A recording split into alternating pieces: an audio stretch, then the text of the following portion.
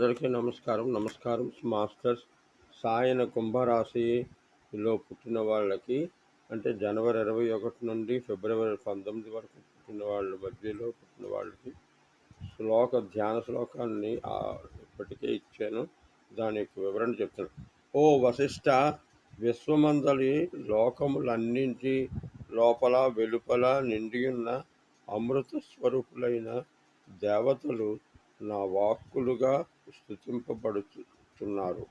వారు మనకు అనుభవము అంటే దివ్యత్వమును వ్యాప్తి నొందుటకు మరియు ప్రకృతితో సృష్టి కలిపి సహకరించుట వలన అనుగ్రహించుదురుగాక. ఓ దేవా, నీవు మమ్మల్ని నీ వరములతో రక్షించుగాక.